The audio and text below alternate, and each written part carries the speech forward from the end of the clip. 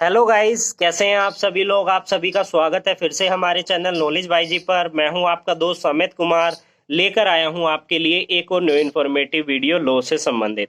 आज हम इस वीडियो में समझने वाले हैं बेल कितने प्रकार की होती है। टाइप्स ऑफ बेल के बारे में इस वीडियो में हम डिटेल में डिस्कस करेंगे। इससे प्रीवियसली मैं एक वीडियो ऑलरेडी अपलोड कर चुका हूं जिसमें हमने बेल के मतलब के बारे में डिस्कस किया था कि व्हाट इज़ ए बेल, और उससे संबंधित कुछ इम्पोर्टेंट बातों को। अगर आपने उस वीडियो को अभी तक नहीं देखा है तो मैं आई बटन पर लिंक दे दूंगा, आप वहां पर जाके उस वीडियो को डिटेल में देख सकते हैं। तो आज के टॉपिक को हम डिस्कस करते हैं, डिटेल में समझेंगे बेल के टाइप्स को। तो सबसे पहले समझते हैं कितने प्रकार की जमानत होती है। सबसे पहली जो हमारी जमानत है वो होती है हमारी रेगुलर बेल, जिसे हम हिंदी में कहते हैं नियमित जमानत। दूसरी होती है हमारी डिफॉल्ट बेल, तीसरी होती है हमारी एंटीसिपेटरी बेल, और चौथी होती है हमारी इंटरिम बेल। अब इन सभी बेल्स को हम डिटेल में एक एक करके समझेंगे। वीडियो एंड तक जरूर देखिए, तभी आपको कंसेप्ट बिल्कुल अच्छे से समझ में आ जाएगा। सबसे पहले बात करें रेगुलर बेल की। रेगुलर बेल के मतलब को समझने से पहले कुछ इंपॉर्टेंट बातों को डिस्कस कर लेते हैं। जैसा कि जब भी कोई अपराध घटित होता है तो उस अपराध में जिस व्यक्ति ने वो अपराध किया है उसको क्या कर दिया जाता है, उसको जेल में बंद कर दिया जाता है। इसीलिए जो बेल का कंसेप्ट है वो अप्लीकेबल यानी कि पिक्चर में आता है। अब उसको जिसको भी अरेस्ट किया है किसी अपराध के लिए, उसको 24 घंटे के अंदर मजिस्ट्रेट के सामने प्रेजेंट किया जाता है। अब जब भी कोई अपराधी जिसको मजिस्ट्रेट के सामने प्रेजेंट किया जाता है, जब भी वो सबसे पहले प्रेजेंट होता है जिस भी डेट पर, उस डेट के बाद से यहाँ पर उसकी रेगुलर बेल की एप्लीकेशन को डालने की जो एप्लीकेशन है उसकी एप्लीकेबिलिटी यहाँ से लागू हो जाती है।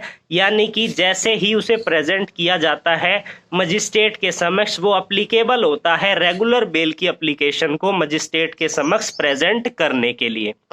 अब यहाँ देखते हैं सीआरपीसी के कौन से प्रोविजन है जो बात करते हैं रेगुलर बेल के बारे में, साथ ही एग्जैक्टली रेगुलर बेल का मतलब क्या है। तो जब भी कोई व्यक्ति किसी अपराध में दोषी नहीं कह सकते, जब भी कोई व्यक्ति किसी अपराध के लिए लायबल माना जाता है तो उसे अरेस्ट कर लिया जाता है। अरेस्ट करने के बाद हम उसकी बेल करवाते हैं, और यहाँ पर हमारा सीआरपीसी का जो सेक्शन है 437 वो अप्लीकेबल होता है। यहाँ पर हम सेक्शन 437 के अनुसार जो है एक एप्लीकेशन मूव करते हैं मजिस्ट्रेट के समक्ष। अगर आप एप्लीकेशन मूव कर रहे हैं मजिस्ट्रेट के समक्ष तो सेक्शन एप्लीकेबल होगा 437 बेल लेने के लिए। अगर आप एप्लीकेशन मूव कर रहे हैं सेशन कोर्ट के समक्ष या हाई कोर्ट के समक्ष तो यहाँ पर आपकी जो बेल एप्लीकेशन है वो जाएगी सीआरपीसी के सेक्शन 439 के अनुसार। तो इसी को हम कहते हैं, जैसे ही आप इन सेक्शंस के अंदर किसी को बेल लेते हैं, किसी भी एक्यूज की बेल लेने के लिए एप्लीकेशन लगाते हैं, तो उसे हम कहते हैं कि आपने यहाँ पर रेगुलर बेल ली है। इसी को एग्जैक्टली रेगुलर बेल कहा जाता है। अब हम बात करते हैं हमारी दूसरी बेल के बारे में जो है डिफॉल्ट बेल। डिफॉल्ट बेल, इसको समझने से पहले कुछ बातों को हमें समझना होगा। जैसा कि आप सभी को पता है, जब भी कोई क्राइम घटित होता है तो उस क्राइम के घटित होने के बाद एफआईआर दर्ज की जाती है, और एफआईआर दर्ज करने के बाद सबसे पहली ड्यूटी किसकी आती है? पुलिस ऑफिसर की। अब पुलिस ऑफिसर यहाँ पर क्या करता है? पुलिस ऑफिसर जो है जितने भी गवाह है उनके बयान लेता है, जो भी सबूत है उन सभी को इकट्ठा करता है और एक रिपोर्ट तैयार करता है, और यह ड्यूटी दी जाती है आईओ को। तो वो इस रिपोर्ट को तैयार कर एक चार्जशीट तैयार करता है और उसे सबमिट करता है कोर्ट के अंदर। लेकिन यहाँ पर सीआरपीसी में या हम कहें क्रिमिनल लॉ में कोई भी समय सीमा नहीं दी गई है कि आप कितने समय के अंतर्गत चार्जशीट सबमिट कर सकते हो। लेकिन जब बात आती है बेल की तो यहाँ पर एक कुछ प्रोविजन दिए गए हैं सीआरपीसी में सेक्शन 167 में।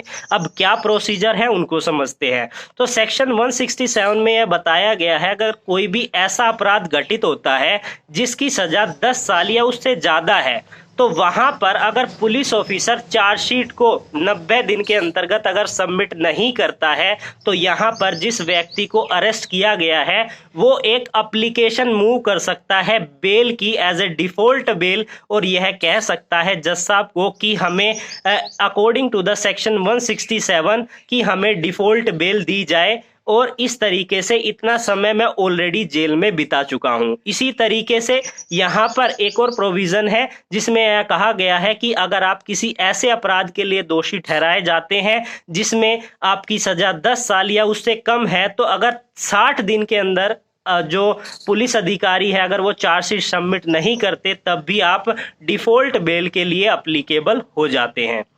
यहाँ पर इसी को हम डिफॉल्ट बेल कहते हैं। इस तरीके से आप डिफॉल्ट बेल ले सकते हैं। अगर चार्जशीट समय से पहले यानी कि 90 दिन से पहले अगर वो सबमिट करते हो तो तब आप डिफॉल्ट बेल के लिए अप्लीकेबल नहीं होंगे। अब हम बात करते हैं हमारी अगली बेल के बारे में, अगली जमानत के बारे में, जो है हम अग्रिम जमानत काफ़ी बार सुनते हैं, और एंटीसिपेटरी बेल जैसा कि नाम से ही पता चल रहा है, यानी कि जब भी आपको यह आशंका होती है, यह डर लगता है कि आपको किसी क्राइम के अंतर्गत जो है फंसा दिया जाएगा, आपके ऊपर एफआईआर होने वाली है, आप जेल में बंद होने वाले हैं, तो आपके दिमाग में एक ही चीज़ आती है कि अब मुझे एंटीसिपेटरी बेल करवा लेनी चाहिए। तो एंटीसिपेटरी बेल सीआरपीसी के किस सेक्शन के अंतर्गत की जाती है? तो सेक्शन जो है हमारा 438 के अंदर हम एप्लीकेशन मूव करते हैं।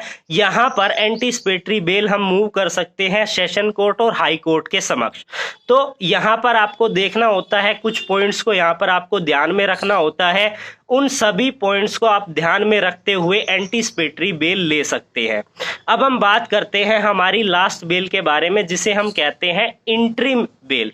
इंटरिम बेल जैसा कि नाम से ही पता चल रहा है कि ये कुछ समय सीमा के लिए दी जाती है।